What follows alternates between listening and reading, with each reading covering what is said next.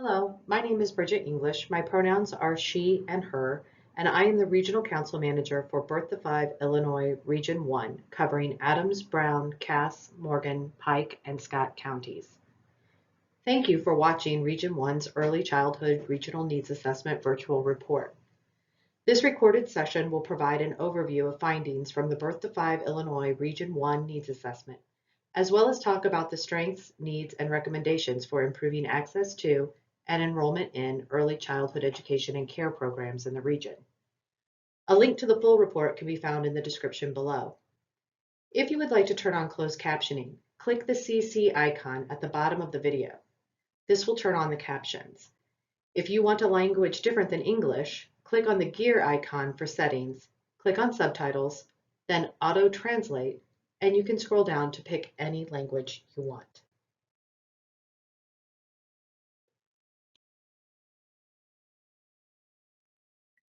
In 2021, the Illinois Commission on Equitable Early Childhood Education and Care Funding issued a report with findings that highlighted the inequities in early childhood funding in Illinois and the need to create a better statewide infrastructure to support early childhood professionals, expand services and programs for families and caregivers, and increase enrollment in ECEC programs.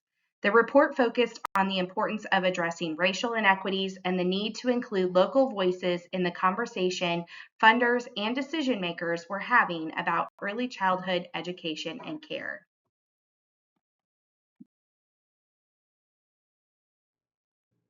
To provide a structure for communities, families, and caregivers to engage with the data and share their experiences, a new statewide infrastructure was created across 39 regions, all of which align with existing Illinois State Board of Education regional offices of education boundaries, but operate independently. Birth to Five Illinois regional boundaries align with school districts instead of strictly following county lines, which can be a challenge for gathering and interpreting data because many early childhood services are provided by or tied to school districts. Region 1 is located in the west central part of the state, bordering Missouri, and includes Adams, Brown, Cass, Morgan, Pike, and Scott counties. It is a mostly rural area with small towns filling the landscape between farms and fields. The two largest towns of Jacksonville and Quincy are joined by 95 miles of Interstate I-72, which crosses through 5 of the 6 counties in the region. Region 1 is rich in educational institutions. There are 20 school districts in the region, 2 four-year liberal arts colleges, and 2 junior colleges. Jacksonville, Illinois, in Morgan County, is home to the Illinois School for the Deaf and Illinois School for the Visually Impaired, which offer specialized educational services to children from all over the state. Joining me in the Region 1 office is Brittany Peterson, our Family and Community Engagement Specialist, and our administrative support, Regina Nichols.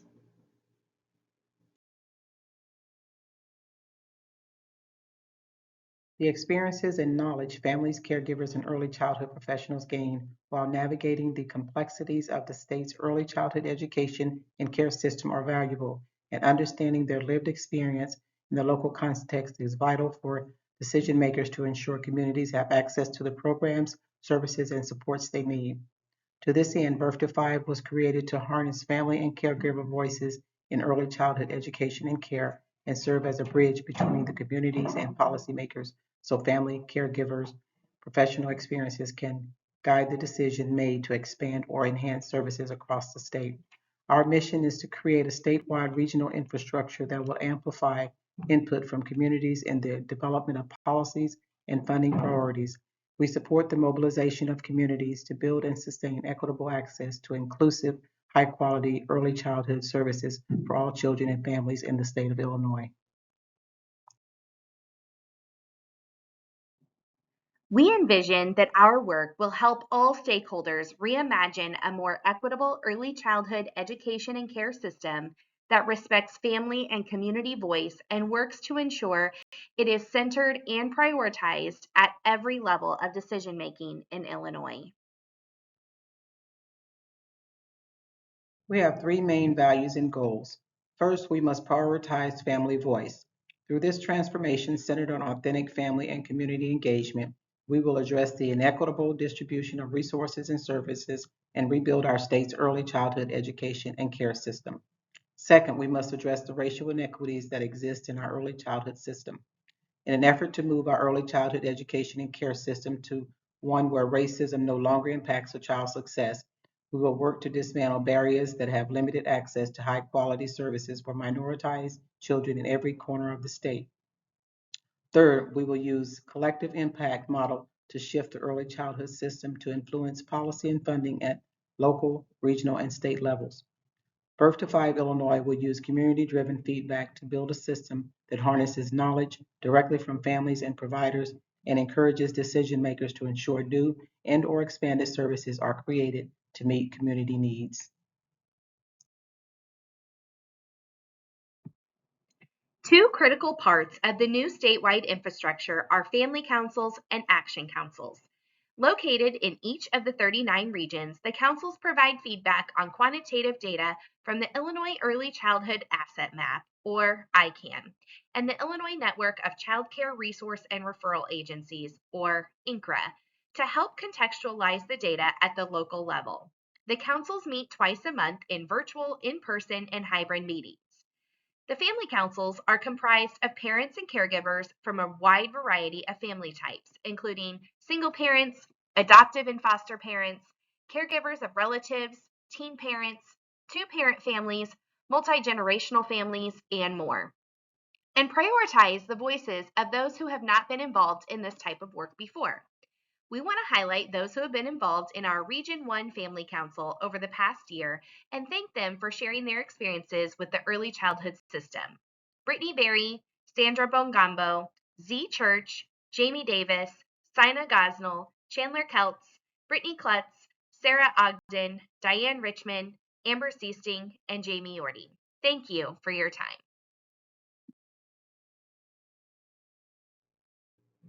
Action councils are comprised of early childhood education and care professionals, healthcare providers, faith leaders, elected officials, and other community members. Each action council reserved 2 seats for parents and caregivers to ensure family voices were included in every discussion.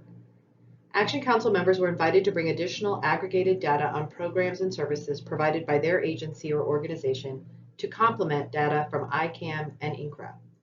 We extend thanks and gratitude to our Region 1 Action Council members: Andrea Akers, Brittany Brokaw, April Derringer, Cassandra Delaney, Shanna Edison, Sarah Farha, Kathy Fellhauer, Rosemary Grace, Katie Jansen, Erica Maynard, Miana Minner, Julie Stratman, and Brooke Walker. Beyond the council meetings, additional qualitative data was collected community-wide through focus groups and interviews, and all council members were invited to provide input on each section of their early childhood regional needs assessment. Council members developed the strengths, needs, and recommended next steps that are unique to each region. Regional teams, along with the support of their action and family council members, created a dissemination plan and are holding community meetings virtually and in person to share their report's findings. The following slides highlight some data that was discussed by council members and provide insights into the early childhood education and care landscape in our region. The median income for Region 1 is $58,000 annually, which is 21% lower than the Illinois median annual income of $73,000. The region is mostly white, with pockets of populations that identify as non-white located in the regional hubs of Quincy and Jacksonville, and also in Cass County, where 31% of children under age 5 living in Beardstown and the surrounding area identify as Hispanic or Latino, which is significantly higher than the state average of 23%. Part of the conversations we had with council members centered on priority populations, which are defined by the Illinois Early Learning Council as groups that have been historically underserved by early childhood education and care programs.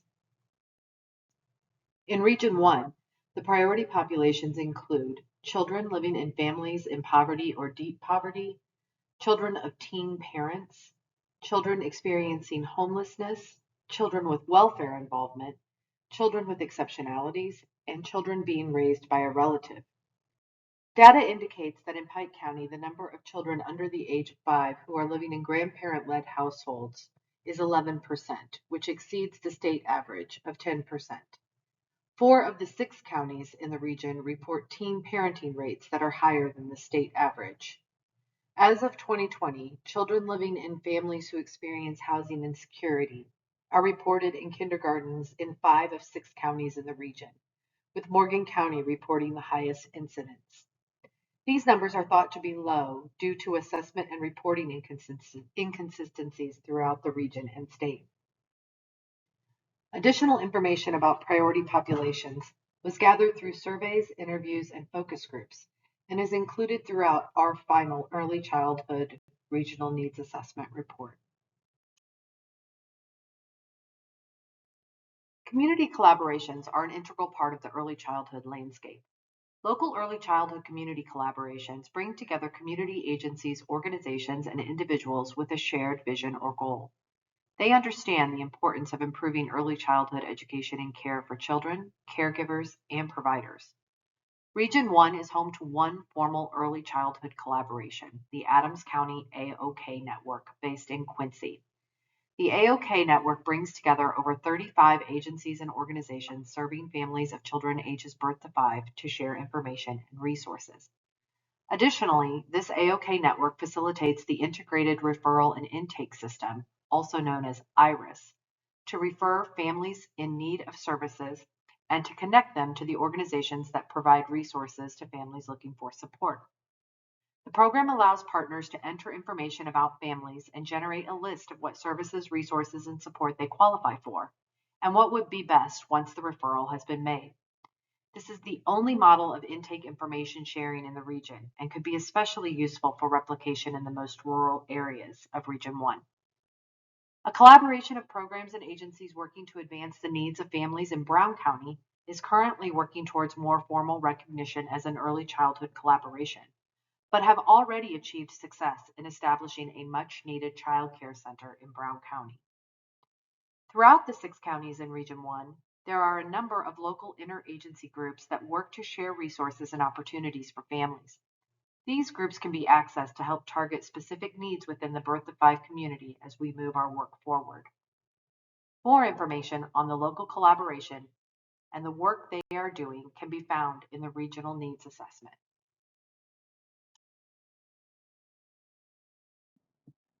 Region 1 is home to a variety of early childhood education and care programs and providers, all servicing children based on the licensing, funding, and staffing requirements. But access to early childhood programs and services is not equitable for all the region's families. Wait lists at child care centers and the availability of child care in our region is a significant barrier for families and caregivers. As one community member stated, you have to get on a wait list as soon as you find out you're pregnant. And a center director says she has people call in to get on the list when they want to begin trying to get pregnant. Families and caregivers reported that they were reliant on grandparents or other family members to provide child care for their children. Some parents have had to quit their jobs or take less hours and shifts due to the lack of available child care, and have also cited the cost of care as a reason they haven't used it. There is a program that families can apply to through the Illinois Department of Human Services, or IDHS, called Child Care Assistance Program, or CCAP. This program provides families with limited access to financial resources and access to quality, affordable child care while allowing caregivers to continue working and/or completing their education. All families are required to cost share on a sliding scale based on their family size and income. However, not all providers will accept CCAP due to delayed payments, and not all families want to complete the application, which is lengthy and can be difficult to complete. There are publicly funded preschool options available in the region, such as Early Head Start, Prevention Initiative Home Visiting, Preschool for All, and the Preschool for All expansion programs. However, not all programs are full day, nor do all provide transportation to and from the program, leaving many families who qualify for publicly funded preschool choosing not to enroll them in a publicly funded program. Additionally, there are simply not enough spots for families to enroll their child in care across all programs in the region, leaving many families with very limited options for childcare.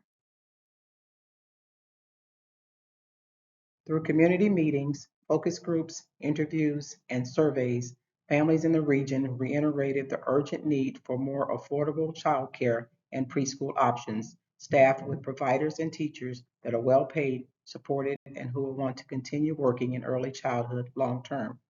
Like other areas of the state, Region 1 is experiencing a staff and teacher shortage, preventing programs from operating at full capacity or expanding to meet community needs. Staff turnover is a big contributor to the workforce shortage, and it remains a concern among community members in Region 1. The diversity of the workforce by race and ethnicity is disproportionate to the regional demographics of the birth to 5 age demographic. Figure 4 shows that across all staff indicators, the workforce is disproportionately white, with the most significant lagging indicators in the number of Hispanic, Latino workers, and the number of non-white providers in licensed family care settings. 6% of children under 5 identified as Hispanic Latino, and less than 2% of Hispanic Latino representation in the licensed workforce. Staffing for early intervention services is a particular challenge in Region 1 at this time, as is staffing for home visiting positions across all ECEC programs. We are activating the community to invest in working on the feedback that is coming from within. We have made it a priority to be sure local voices are heard at the state level. One parent in Region 1 shared, "Having a baby and welcoming a new one into your home is supposed to be one of the most enjoyable and exciting times in a person's life. However, with a new child comes a lot of extras. One of those is childcare. Childcare for working parents is essential. Sadly, parents need to be looking for a spot as soon as they find out they are having a child to eliminate some of the stress of finding a responsible person to take care of your baby."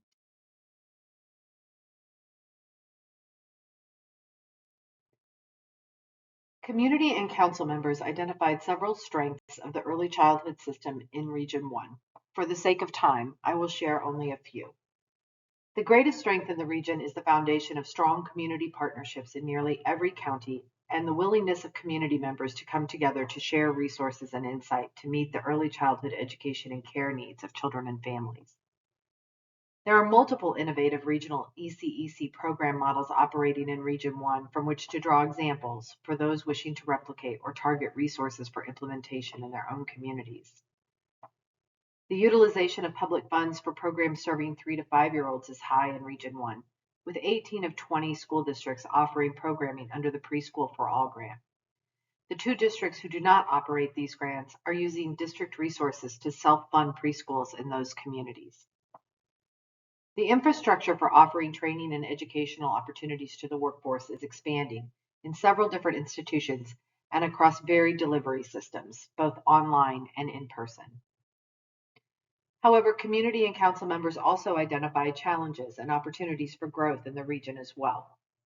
These include the improvement of outreach to families and awareness of available services in rural areas, the need to increase ECEC capacity for ages birth to 3 years old, the need to recruit and retain a stable, diverse, and high-quality workforce, the need to create more affordable childcare opportunities for families, and to increase the availability of quality developmental screenings, as well as access to language support, increased access to and awareness of mental health and social emotional resources, increased access to transportation resources, and increased funding and eligibility for publicly funded education programs.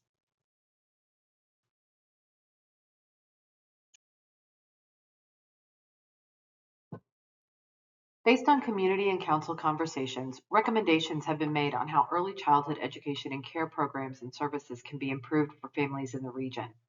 Recommendations will be presented to lawmakers, state agencies, local elected officials, and funders so they can better understand the needs of families in the region. These are a few of the recommendations made, but more can be found in the Regional Needs Assessment.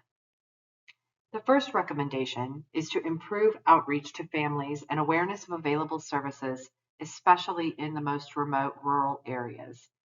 It is important that early childhood education and care programs are linked to systems that connect families to the services they need. The second recommendation is to increase birth to 3 services in the region.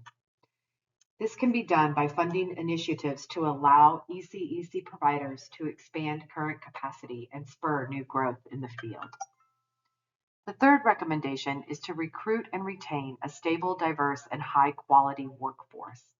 And this can be done by increasing compensation through more equitable pay scales and to reduce compensation disparities among programs and providers. This summer, we will be out in the community talking to more families, providers, and stakeholders about their experiences with early childhood education and care, and we want to talk with you. We invite community members, families, and early childhood professionals to join the conversation by filling out a council interest form. Please go to www.birth to5il.com/councils or click the link in the description to get involved. Interest forms will close later this summer with council meetings fully resuming in August.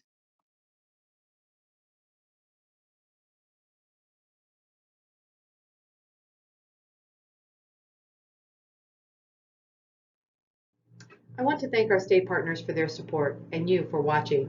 We encourage you to stay in touch with us by visiting our regional page at www.birth to5il.com/region1, by joining our Facebook group, or reaching out to me via email at benglish@birth-to5il.com. Links to our pages, along with my email address, are available in the description below. Thank you for your time, and we look forward to connecting with you soon.